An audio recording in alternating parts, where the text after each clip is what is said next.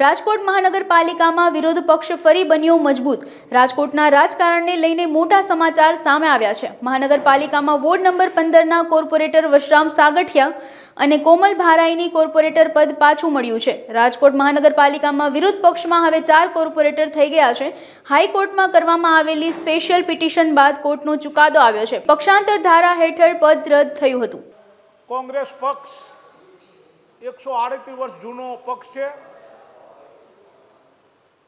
ગાંધી બાપુ સરદાર સાહેબનો આ પક્ષ છે। સત્ય સાથે ચાલનારો પક્ષ છે, એટલે સત્યમેવ જયતે પહેલા અમે સૂત્ર આપશું। કારણ કોંગ્રેસ હંમેશા નાના માણસોનો, પછાત વર્ગનો અને મોટા માણસ તમામ લોકોને સાથે રાખીને ચાલનારો પક્ષ છે।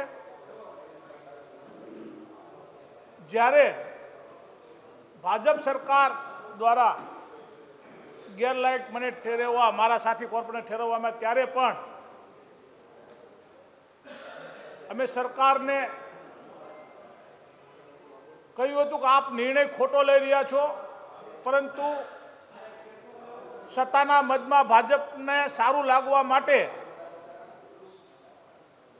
તેના સચિવશ્રી દ્વારા જે ખોટો નિર્ણય લેવામાં આવ્યો હતો એને અમે સ્પેશિયલ એપ્લિકેશન હાઈકોર્ટમાં કરી 2 રીટ દાખલ કરી।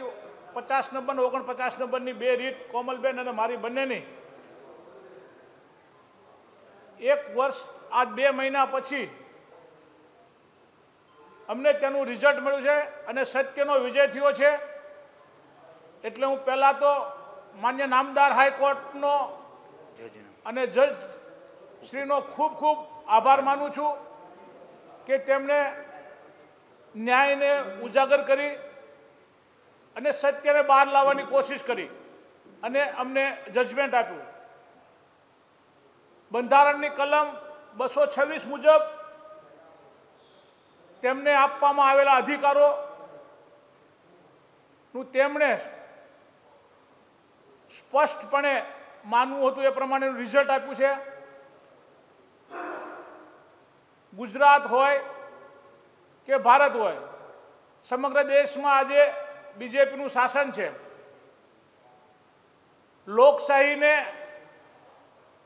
ક્યાં મૂકી દીધી છે ખબર નથી હોતી એવું દેખાઈ રહ્યું હતું અને શાસકો દ્વારા એવું થઈ રહ્યું છે, ત્યારે તેમની ઉપર પણ બંધારણની જોગવાઈ મુજબ કોઈક બેઠેલું છે અને એ હાઈકોર્ટે ભાજપને ફરી એકવાર તમાચો માર્યો છે। પહેલા માર્યો તો આપને ખબર છે, ચૂંટણી ડિક્લેર કરી વોર્ડ નંબર 15માં ગમે તેમ કરી કોંગ્રેસના હાથમાંથી સત્તા લઈ લેવા માટેનો પ્રયત્ન કર્યો હતો।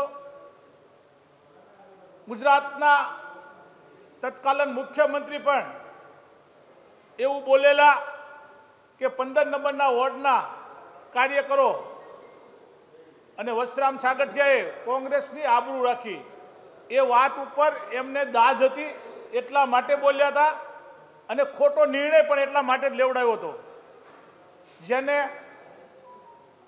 માન્ય નામદાર હાઈકોર્ટે નકારી કાઢ્યો છે અને સ્પષ્ટ જોગવાઈ અને એમને જે આપેલા હુકમમાં સ્પષ્ટ કહેવામાં આવ્યું છે કે ક્યાંક આપનો નિર્ણય ખોટો છે, એટલા માટે આ બંને કાઉન્સિલરોને ફરી કાઉન્સિલર તરીકે ચાલુ રાખવા માટેનો માન્ય નામદાર હાઈકોર્ટે હુકમ કર્યો છે।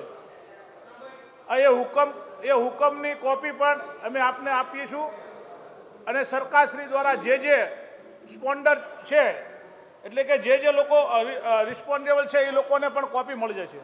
મહેશભાઈ રાજપૂતે નહોતી કરી, પણ વિપુલ બુચ કરીને હતા વકીલ, એના દ્વારા થઈ છે। મહેશભાઈ રાજપૂત પક્ષ નથી કે વશરામ સાગઠિયા કોઈ પક્ષ નથી। પક્ષ હંમેશા કોઈ પણ રીત કરવી તો પક્ષ કરી શકે છે। મારી પિટિશન જે લોકો કરનાર છે એ તો આપ કહેતા હોય મહેશભાઈ, તો મહેશભાઈ કોઈ પક્ષ નથી, એમાં એવું સ્પષ્ટતા છે એને એક વ્યક્તિ હોદ્દો મળેલો વ્યક્તિ છે, ડેઝિગ્નેટેડ જેને કહેવાય, એવા વ્યક્તિ કોઈ દી બીજા ને સસ્પેન્ડ કરવાનો કરી શકે ને પક્ષે જ કરી શકે એવી સ્પષ્ટ આમાં ઉલ્લેખ છે હાઈકોર્ટના જજમેન્ટમાં. અમે રાજકોટમાં આપને ખબર છે 95માં લાધાભાઈ પટેલ કરીને એક જ કોર્પોરેટ હતા અને આપણે એ પણ જોયું છે 2000 થી 2005 સુધી સ્પષ્ટ બહુમતી સાથે કોંગ્રેસ રહી હતી. ભાજપનો એટલો બધો સત્તાનો મત છે જેણે અમને અમારા એક જ વોર્ડમાં અમે જીત્યા છીએ એને લઈ લેવા માટેના તમામ પ્રયાસો કર્યા હતા. 7 દિવસ સુધી ધોમ પ્રચાર ચાલુ કરી દીધો, ચૂંટણી ડિક્લેર કરી દીધી અને એક એક કોર્પોરેટરને એક એક બૂથની જવાબદારી આપી, એક એક એમએલએને એક એક સેન્ટરની જવાબદારી આપી અને ત્યાં સુધી 7 દિવસ કન્ટિન્યુ પ્રચાર ચાલુ કરી દીધો. પછી માન્ય નામદાર હાઈકોર્ટમાં અમે એનો સ્ટે લઈ આવ્યા હતા અને અમે સત્ય તરફ હતા એટલા માટે અમને નામદાર હાઈકોર્ટે જે તે સમયે પણ સ્ટે આપ્યો હતો. આમાં એવી સ્પષ્ટ જોગવાઈ છે કોઈ કરી શકે નહીં. સ્પષ્ટ છેલ્લું એનું છે ને એમાં સ્પષ્ટ જોગવાઈ છે કે આ કરી શકશે નહીં, ડિસ્પોઝલ કરી આપેલી છે, નહીં કરી શકે. હું પ્રજા માટે કામ કરું છું, સાબિતી છે, તમને ખબર છે અને મને ખબર છે. પ્રજા માટે હો તો જે તે સમયે ગયો ત્યારે 71,000 મત મળ્યા હતા, એ પણ પ્રજા હારે હતો તો જ મળ્યા હતા, નતર પ્રજા ફેંકી દે. આજે પણ પ્રજા હારે છું એટલા માટે પ્રજા મને જીતાડે 3 વાર. હવે એ ગેરંટી તો લેખિતમાં આપવાની તો કઈ જરૂર નથી, હું નતર વ્યક્તિગત આવતા આપીશ.